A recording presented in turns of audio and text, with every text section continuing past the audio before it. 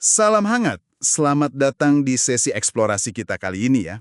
Hari ini kita mau coba bahas beberapa ide kunci dari kutipan buku The 48 Laws of Power. Ah, iya.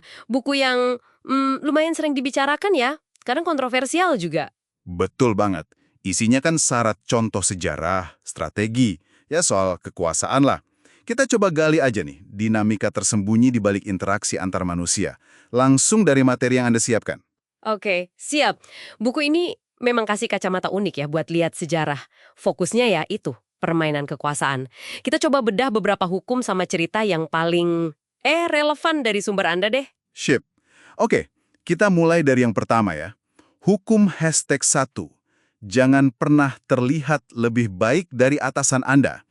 Ini ada contoh menarik nih, dari Italia abad ke-16. Kisah Astore Manfredi. Pernah dengar? Manfredi, pameran Faenza itu bukan? Nah, betul. Dia itu kan dikenal berbakat banget, karismatik gitu. Terus kotanya ditaklukkan Cesare Borgia. Nah, awalnya si Borgia ini kayaknya baik-baik aja gitu. Awalnya. Biasanya ada udang di balik batu nih kalau cerita gini. Iya, bisa jadi. Justru karena si Manfredi ini terlalu oke, pesonanya kuat, kemampuannya kelihatan, itu malah bikin Borgia ngerasa terancam. Ah, jadi ancaman potensial gitu ya. Padahal mungkin Manfredinya sendiri nggak ada niat buruk. Kayaknya sih gitu. Tapi ya akhirnya Manfredi ditangkap, nasibnya tragis. Keunggulannya malah jadi bumerang. Gitu ceritanya. Nah, ini yang menarik di sini tuh. Ini bukan cuma soal kamu kompeten atau enggak, tapi lebih ke persepsi atasan. Apalagi kalau atasannya tipe yang, gimana ya, agak insecure gitu. Oh iya iya, gampang merasa tersaingi ya. Betul. Bawahan yang kelihatan lebih bersinar alami itu bisa bikin dia merasa terancam. Ini pelajaran penting sih soal gimana kita manage pandangan atasan ke kita. Kelebihan kita yang paling kelihatan justru bisa jadi titik sensitif buat atasan yang nggak pede. Kuncinya mungkin bukan meredupkan diri ya, tapi gimana cara nunjukinnya. Cara ngebawainnya gitu ya. Biar kelihatan kita ini aset buat dia juga, bukan saingan. Bisa jadi gitu, pinter-pinter lah pokoknya. Oke oke. Menarik banget soal persepsi ini. Nah, selain soal atasan, buku ini juga bahas soal menampilkan diri secara umum kan? Ini nyambung nih ke hukum #3. Sembunyikan niat Anda. Gimana tuh maksudnya? Intinya sih, manuver yang paling jitu tuh seringnya yang nggak kelihatan, yang dilakukan di balik layar. Pakai kedok yang biasa aja nggak mencolok, biar targetnya lengah, gitu kira-kira. Oh, jadi kayak main halus gitu ya? Ada contohnya nggak? Ada. Contoh klasik nih, penipu terkenal namanya Yellow Kid Wild. Waktu dia dekati targetnya, Sam Gizil, dia nggak langsung nawarin investasi aneh-aneh. Terus gimana? Dia pura-pura tertarik transaksi properti biasa. Nilainya juga ya standar lah, $8.000 waktu itu. Bahkan kayak siap bayar tunai. Kesan transaksi wajar ini yang bikin si Gizil percaya. Nah, setelah percaya, baru deh Wild jalanin penipuan yang jauh lebih gede. Wah, licik juga ya caranya. Dibangun dulu kepercayaannya pakai sesuatu yang kelihatan normal. Iya, tampilan yang familiar, nggak mengancam, itu nurunin pertahanan orang. Kunci banget itu. Jadi tampil biasa itu bisa jadi strategi ya. Tapi apa selalu efektif gitu? Nah, ini dia. Nggak selalu. Buku ini juga nyebut ada kebalikannya atau reversal. Kalau reputasi kamu udah terlanjur dikenal licik, kayak P.T. Barnum deh di masa tuanya. Oh, si Raja Sirkus itu ya? Iya, kalau dia tiba-tiba sok polos atau naif, orang malah curiga kan? Udah tahu track recordnya. Dalam kasus kayak gitu, kadang malah lebih efektif kalau ya udah akui aja reputasi itu secara terbuka. Oh iya, gimana tuh? Ya orang udah ngeh siapa kamu.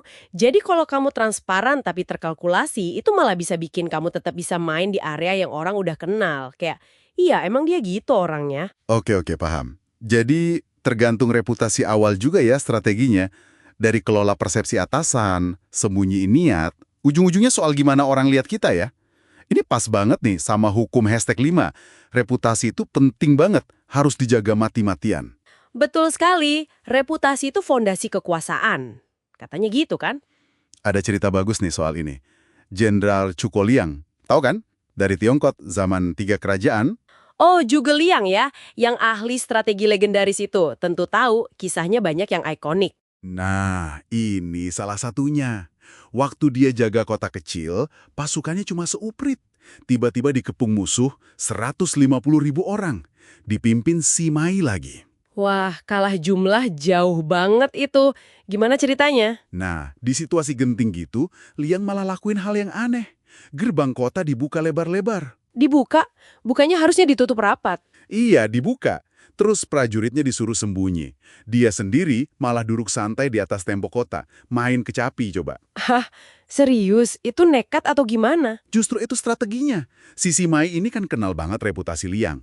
Tahu kalau Liang itu jenius, penuh taktik, sering nipu. Ah, jadi si Mai malah curiga ya? Bener, dia jadi ragu. Mikir, ini pasti jebakan. Nggak mungkin kota kosong, gerbang dibuka, orangnya santai main musik. Kalau nggak ada udang di balik batu. Takut sama reputasinya doang berarti? Iya, cuma modal reputasi ahli strategi licik, Liang bikin si Mai dengan pasukan segambreng itu mundur ketakutan. Nggak jadi nyerang.